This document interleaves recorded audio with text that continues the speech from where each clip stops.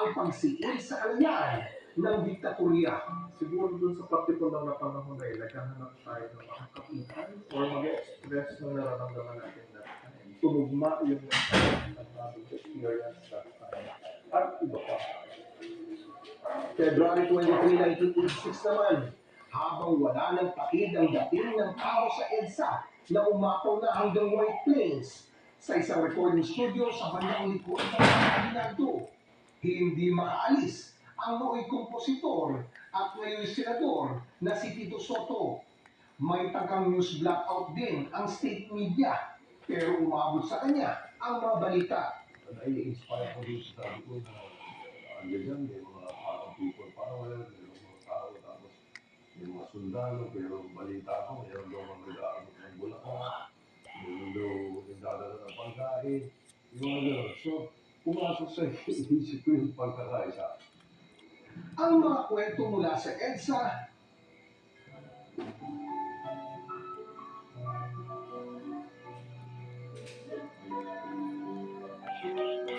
na isalin sa lirika madaling araw ng February 24 sa tulong ni Homer Flores at Ernie de la Peña.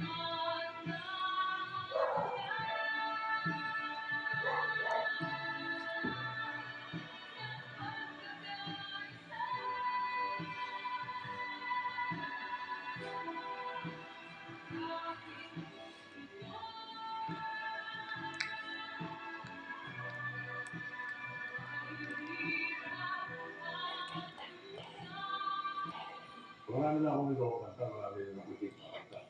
Pero ito yung pinaka sa akin, parang pinakamalapit sa puso ko.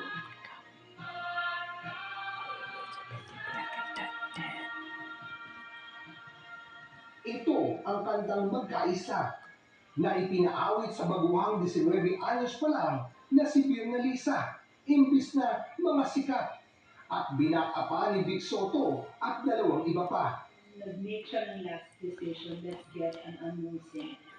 Ako yung pinili niya. When you say, you talk about the song, lahat positive di ba? It's either emotional or positive. So, I was very careful. Tingin ko I don't know, maybe it's me, mas nagkaroon pa ng integridad yung song kasi hindi ako naging pop star. Isa pang awitin ang naging tatak din ng EDSA noong 1986.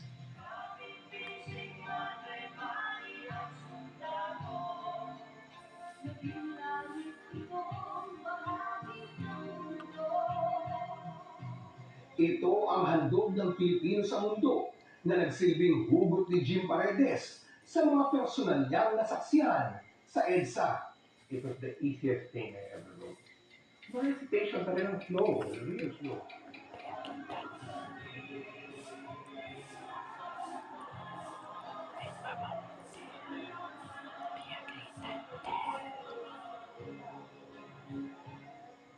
At inawit ng mga artistang may kanya-kanyang hinarap na hamon noong martial law.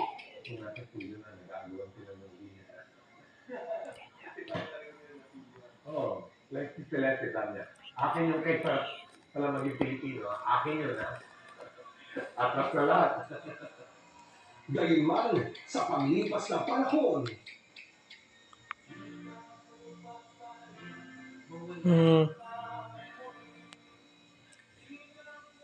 Ang kalayaan kay tagal na mithi. Pinayagan bang mabawi ng parehong mga isyong hinarap natin noon? Pagalipas ang 40 taon sa dami ng nagbago, ubra pa kaya ang musika para pagkaisahin tayong mga Pilipino? Lahat ng may kaugnayan sa ating struggle, paghahanap ng kanayaan, katarungan, mababalik at babalik yan. Yung mga awit na yan.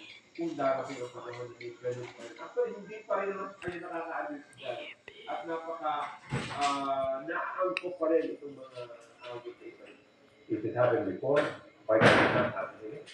Yung sinisipan ng tao na wala nang mangyayari. Yun ang pinaka-kailangan natin. Parang music record lang siguro na luma ang mga plaka, tape at CD. Pero kailan lang nagpapalik sila. Tulad ng musika, Ang diwa ng EDSA na binigyang kulay nito, wala namang sa petsa lang, nakapost lang at naghihintay na i-play muli ng mga gustong lumaban para sa bayan. Para sa GMA Integrated News, Oscar Oida, Oscar Oida. 24 oras.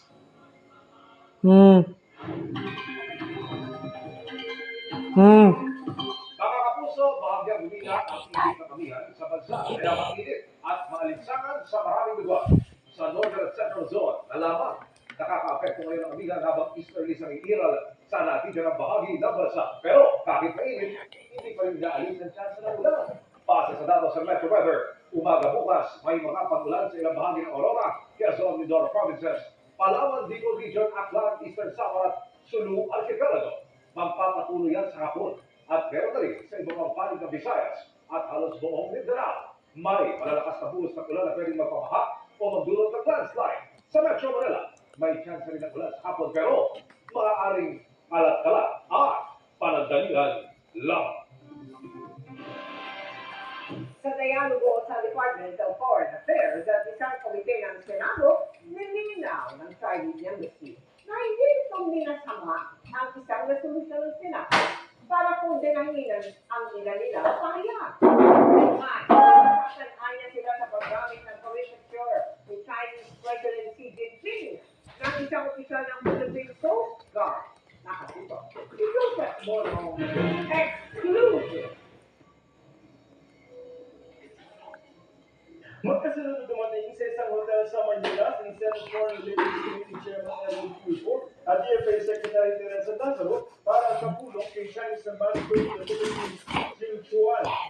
Ang DFA ang nag-ayos ng pulong matapos magsabi ng Senado na handa itong magpag-usap sa Chinese Embassy nang pas isang oras din nagtagal ang pulong. Maliwala sa magkabit ng panig pagdabas. How was the meeting? Friendly? Ended. Okay. And constructive. It was very productive, it's fruitful. Nangyari ang pulong sa harap ng palitan ng mga manghang na salita sa pagitan ng ilang mga taga-Chinese Embassy at ilang opisyal ng Pilipinas. Pero ayon kay Senator Erwin Tulfo, nirerespeto ni Chinese Ambassador to the Philippines, Jing Chuan, ang konstitusyon at demokrasya sa Pilipinas. Nagsimula ang hilingan ng Pilipinas at China nang ireklamo ng Chinese Embassy ang paggamit ni Philippine Coast Guard spokesperson for the West Philippine Sea, Commodore J. Tariela, ng caricature ni Chinese President Xi Jinping sa isang speaking engagement. Ang sabutan ng dalawang panig na uwi na sa pag-issue ng Senate resolution na kumukondena sa mga naging pahayag ng Chinese Embassy. Ayon kay Ambassador Jing, prangka ang kanilang naging pag-uusap. Sabi ni Tulfo na saktan daw ang embassy sa paggamit ng caricature ni Xi, pero hindi naman daw ito minamasa mga paglabas na resolusyon ng Senado. Yeah, they're very right. Association with each other. Okay. So, we need to Continue high dialogue with each other. Okay. Keep the communication. How about that very important? Yung master was saying with respect sa hindi naman niya pwedeng tutuloy ng Senado, with respect sa what we did, yung resolution that we made. Okay. Dagdag pa ni Tulfo, wala naman daw nabanggit na mag-tone down o maging mas mahinahon sa mga pahayag. This is in our constitution. Pwede naman yung I hope you understand. Ibang leadership ay yan. Sabi ko sa akin lang, sabi ko, sabi ko, yung mga leader na natin, sinusunod ko yung mga Correct. Pero kung sa issue ng bangayan, pinag-usapan kung paano mapabubuti ang relasyon ng Pilipinas at China. At ito po sa base na sa magkakaroon ng Memorandum of Understanding sa pagitan ng Coast Guard ng China at Pilipinas. Paano yun, sir? QR? Parang QR? Okay. Search and rescue, Okay. in the West Philippines. Pero ang mas mabigat, gusto lang ni Xing na matapos na sa wakas ang hindi mabubuong Code of Conduct o COC sa South China Sea na magtatakda ng mga proseso kung paano ang magiging gagawin sa pinag-aagawang lugar ng mga bansang may claim doon. Simula din daw sa Marso, magkakaroon ng dialogo hindi lamang sa China, kundi sa iba pang 5 countries sa West Philippine Sea tulad ng Malaysia, Brunei at Vietnam. Ako siguro makapos pa kayo ng COC. Yung sa COC, pag na-okay na by December, by December, yung COC. Pagkatapos ng kanilang pag-uusap, inuulit nito sa All Senators Caucus at posible raw na mas maraming senator ang makadayalogo ng Chinese Embassy. Para sa GMA Integrated News, Joseph Morong, nakatutok 24 oras. Up next, Alex Ayala ranked number 31 na sa Women's Tennis Association. At intense na tapatan sa dance floor nitong weekend sa Stardom floor, mas titindi pa sa pagpasok ni Jasmine Fernandez. Tutukan lahat ng iyan sa pagpapatuloy ng 24.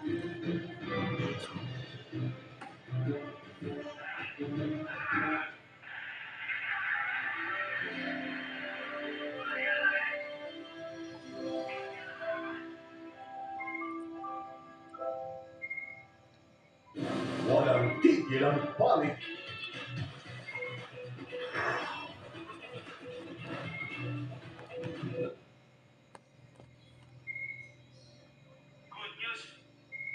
Palmay Arena at Nelson Carlas. 24 oras weekend. Tinuod ug alang sa ikaayo sa kadaghanan ang matag balita na akong makuha o masigya. Mainit ug importanteng balita nga di kinahanglan sa akong mga puso. GMA Integrated News. Ang news authority ng Filipino. Gusto mo bang tuloy-tuloy na tumira sa ganitong bahay o gusto mo na ng ibang klaseng bahay? Dito na lang ako. Mas gusto mo to? Hindi ka na-imbituin sa mga simentado. Hindi na. Kasi walang kaya. So, balang araw ba gagawin mo rin GIC dito at saka yun? O tuloy-tuloy lang ako? At kaya pa. Kogol, ano mas gusto mo? Kogol o ganito? Sumangkogol. Kasi unang-una, mahal na yung bilihin. Mas mura ang kogol. Opo.